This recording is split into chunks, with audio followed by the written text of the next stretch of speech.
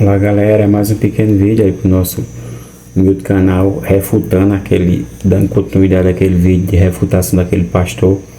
Ele falou ali sobre a questão da Imaculada. Eu respondi no último vídeo a questão da Imaculada, da Virgem Maria e os seus 4 dogmas. O que é um dogma? Verdade de fé proclamada por a Santa Igreja, né? Não muda, né? O que falou o nosso Senhor Jesus Cristo, Mateus 16, 19, tudo que ligares na terra está ligado no céu. A igreja que ele edificou sobre Pedro, tu és Petra, como está lá no grego, né? Petra. E quando Jesus ratificou aquela questão ali, os irmãos protestantes começam a colocar, né? Foi a tradução grega Petra, mas lembremos vocês que ali Jesus falou em aramaico. O Evangelho de São Mateus, dos 4 evangelistas, ele foi em aramaico, quer dizer, tu és pedra, pedra mesmo, pedra. Mas o contexto do vídeo que eu estou fazendo aqui é a questão de ligar e desligar, né? Aí o pastor ele vai falar algumas coisas, alguns dogmas também que a igreja prega, e ele fala que não tem na Bíblia. Vamos ver, imagine, escutem aí. Olha, dê o like, se inscreva no canal. Olha, vamos curtir, vamos compartilhar para essa catequese chegar para muito mais pessoas. Os vídeos estão dando muitas visualizações, estão chegando, e eu quero que chegue, eu quero que vocês transmitam e passem, para que assim uma grande parte dos católicos recebam esses grandes estudos de apologética, tá bom? Em defesa da nossa fé. Santo Padre Pio e Nossa Senhora de Anguera interceda por nós. E também Santo Irineu de Lyon, que foi um dos grandes santos apologistas, né? Sabia demais de Bíblia, ele ligava o Novo e Velho Testamento na época de muitas heresias, né? Ele conseguiu vencer o gnosticismo usando o Velho e Novo Testamento, e assim a doutrina católica continua até hoje com nós, os apologistas, e você aí do outro lado da tela está tendo essa oportunidade de receber esse mesmo ensinamento. Vamos que vamos. Escutem o que falou o herege.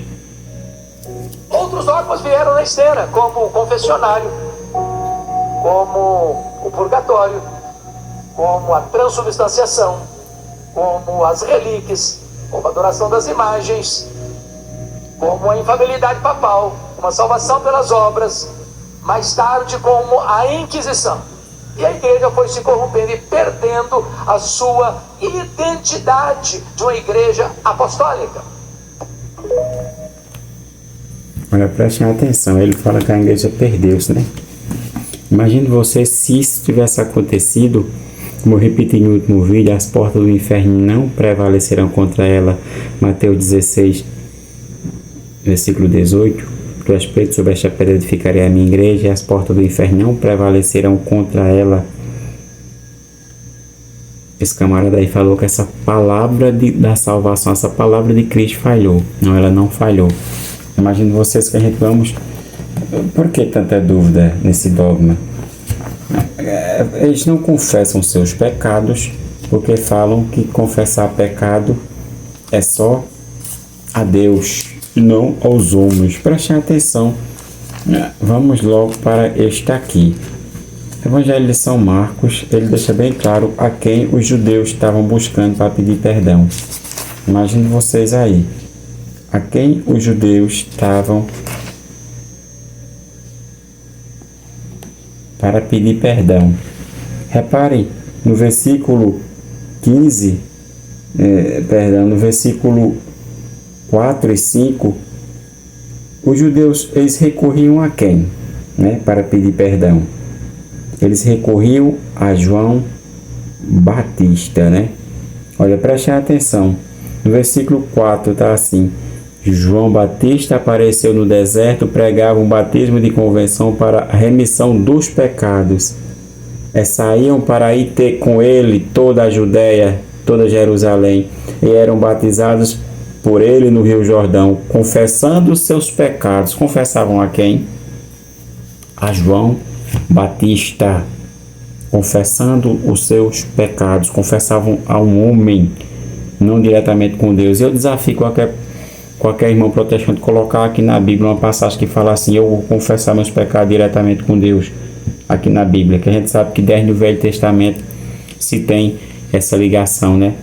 Levítico 5, do 5 ao 6, fala assim da expiação dos pecados através das oferendas que eram oferecidas a Deus pelas mãos do sacerdote, né?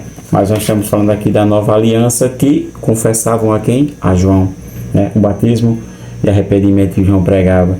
Mas o nosso Senhor Jesus Cristo, ele no seu evangelho teológico, ele deixou bem claro, São João, no capítulo 20, versículo 23, não tem como refutar, isso é irrefutável. Depois dessas palavras, soprou sobre eles, dizendo-lhe: recebei o Espírito Santo. Aqueles a quem perdoardes, lhes serão perdoados. Aqueles a quem retiverdes, lhes serão retidos. Eles não acreditam na Bíblia, os irmãos protestantes, porque se acreditassem, eles confessavam sim seus pecados. Mas é claro, não pastor, mas direto ao sacerdote, que é o embaixador de Cristo aqui na terra. Vou falar mais desse assunto. Prestem atenção, Jesus soprou sobre quem? Sobre os apóstolos. Depois que os apóstolos morreram, parou de confessar os pecados? Misericórdia. Olha a Bíblia como ela é católica, toda ela católica. Tiago, capítulo 5, versículo 15, falando da unção dos enfermos, mas eu vou entrar aqui somente na questão do perdão dos pecados. Olha só, a oração da fé salvará o enfermo e o Senhor aliviará. E se estiver com pecados, se-lhe-ão perdoados. Confessai, pois, vossos pecados uns aos outros, e orai uns pelos outros, para serdes curados. Porque a oração fervorosa do justo pode muito. Como é que pode confessar uns com os outros, se é só com Deus, irmãos protestantes? Mas aí ficam nos comentários, bota a refutação na Bíblia, assim como eu faço na Bíblia, né? Igual esse pastor herege que só faz falar, e não mostra um versículo bíblico não, viu? Só faz falar e não mostra um versículo bíblico. Vou lhe mostrar aqui, para nós terminar essa questão desse dogma aí. 2 Coríntios, capítulo 5, versículo 17 a o 20. Olha, se alguém, pois, está em Cristo por meio do batismo, é uma nova criatura. Passaram as coisas velhas, eis que tudo se fez novo. Tudo isso vem de Deus, que nos reconciliou consigo por Cristo e nos deu a nós o ministério da reconciliação. Aí os irmãos protestantes conduzem isso aqui e falam assim: não, mas isso aí é só da palavra. Prestem atenção, reconciliação quer dizer o quê? Confissão. Mas não é só isso. São Paulo falou que era embaixador de Cristo. O que é um embaixador? Aquele que fala com a autoridade de Cristo, que tem a autoridade. Porque era Deus que reconciliava consigo o mundo em Cristo, não lhe imputando seus pecados e encarregando-nos a nós da palavra da reconciliação. Logo, nós desempenhamos a função de embaixadores por Cristo. Exaltai-vos Deus por meio de nós. Por Cristo vos rogamos, reconciliai-vos com Deus.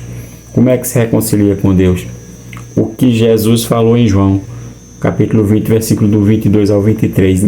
Não. É sim, perdoar pecado sim. E o que fala Tiago? Confessar os seus pecados uns aos outros, versículo 15, 16. Uns aos outros, né? Com Deus não. Esse uns com os outros, vocês veem por aí algum irmão protestante falando pecado no com o outro. Eu fiz isso, eu fiz aquilo. Não, rapaz, eu só confesso com Deus dentro do meu quarto, debaixo de uma árvore. E onde é que a Bíblia está mostrando aqui? Olha, refutação. Aqui não tem como refutar não, viu? Estou refutando o pastor aí que fica falando heresias e não fala com a Bíblia. Depois ele fala a questão do dogma do purgatório, né? Ah, foi inventado, é bíblico. É bíblico. Imagino vocês, a gente vamos logo para que o nosso Senhor Jesus, o que foi que ele falou? A palavra personificada de Deus. Olha, Mateus, capítulo 5, versículo 26. Versículo 25. Entra em acordo com teu, sem demora, com teu adversário, enquanto está em caminho com ele, para que não se suceda que te entregue ao juiz. O juiz te entrega aos seus ministros e sejas posto em prisão. Em verdade te digo, dali não sairás, antes de teres pagado o último centavo. O que é que nosso Senhor está falando? está falando do julgamento, ele é o juiz, dentro do contexto do purgatório, que lá só sai quando pagar o último centavo. Não, mas isso aí não é que tem falando fogo na Bíblia. Tem não. Olha, tem, irmão. Tem falando fogo. Olha, 1 Coríntios capítulo 5, capítulo 3, versículo 14 e 15. Se a construção resistir, o construtor receberá a recompensa. Se pegar fogo, arcará com os danos. Ele será salvo, porém passando de alguma maneira através do fogo. Ele será salvo. Aqui São Paulo está dando uma visão teológica da questão do fogo do purgatório. Ele será salvo. Imagine vocês que no próprio Evangelho, no Velho Testamento já se falava-se da questão do fogo do purgatório. Zacarias, capítulo 13. Vamos ter uma dimensão. O que fala no capítulo 3, verso 8. Em toda a terra, oráculo do Senhor, 2/3 dos habitantes serão exterminados. 1/3 subsistirá, mas farei passar este terço pelo fogo. Irei purificá-lo como se purifica a prata. Irei prová-lo como se prova o ouro. Então eles invocarão o meu nome e eu o ouvirei e direi: este é meu povo. E eles responderá: ó Senhor é meu Deus. Olha, claramente passará pelo fogo. Doutrina do purgatório. O milagre da transubstanciação. Eu não vou falar todos porque não vai dar tempo e também ficar um vídeo muito corrido, né, minha gente? Sem explicação, não daria certo. Mas o milagre da transubstanciação começa aqui. Dogma. Lucas 1, verso 19, Lucas 22, verso 19 e 20. Olha, tomai em seguida o pão e depois de ter dado graças, partiu, deu-lhe dizendo: isto é meu corpo. Não era mais o pão, era o corpo que é dado por vós. Fazer isto em memória de mim, isto é meu corpo. O milagre da transubstanciação. Do mesmo modo, tomou também o cálice depois de cear, dizendo: este cálice é a nova aliança em meu sangue, que é derramado por vós. Não é um símbolo. Por que não é um símbolo? Agora aqui eles ficam brabinhos quando colocam essas passagens aqui de São João. Eles não tem como refutar. Ficam irados, como pode-se dizer, né? São João 6:53. Aquele mesmo sangue. Então Jesus disse-lhe: em verdade vos digo, se não comerdes a carne do Filho do Homem e não beberdes o seu sangue, não tereis a vida em vós mesmos. Quem come a minha carne e bebe meu sangue tem a vida eterna, e eu ressuscitarei no último dia. Ele continua: pois a minha carne é verdadeiramente uma comida e o meu sangue é verdadeiramente uma bebida. Versículo 55, do 53 ao 55, é verdadeiro. Porque se não fosse verdadeiro, o próprio Paulo não teria falado na carta aos Coríntios, no capítulo 11, versículo 27. Portanto, todo aquele que come o pão ou bebe o cálice do Senhor indignamente será culpável do corpo e do sangue do Senhor.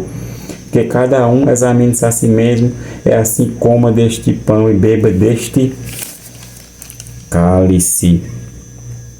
Aquele que come e bebe sem distinguir o corpo do Senhor, come e bebe a sua própria condenação. Aqui São Paulo fala primeiro no pão, depois ele fala no corpo.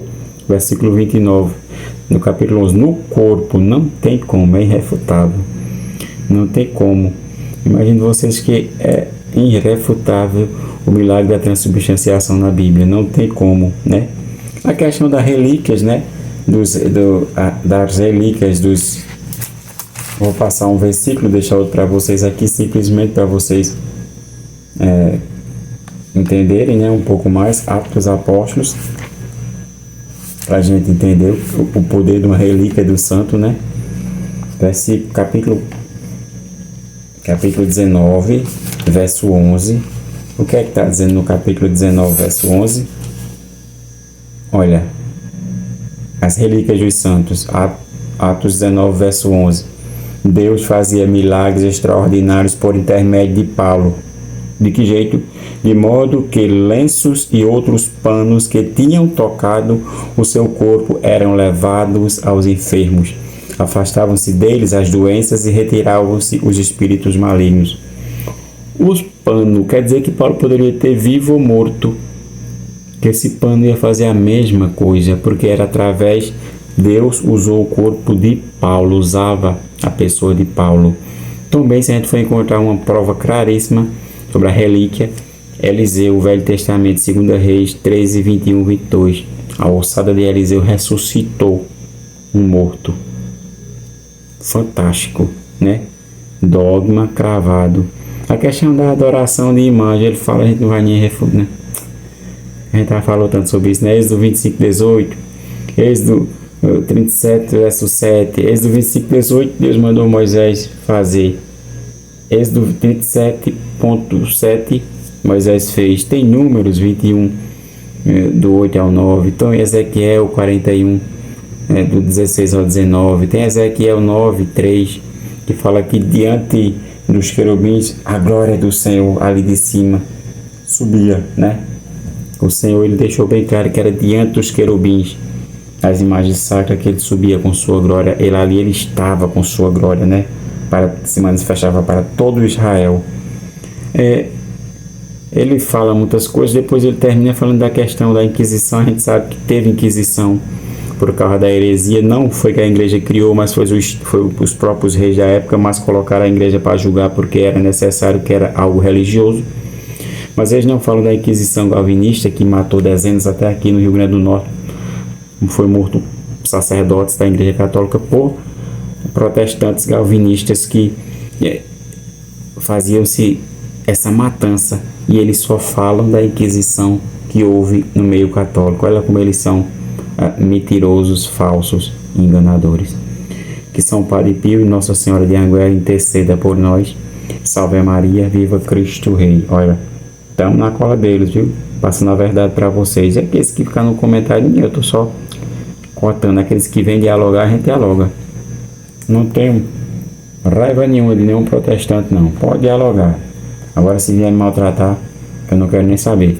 Salve Maria, viva Cristo Rei, Nossa Senhora de Anguera e Santo Padre Pio, rogai por nós.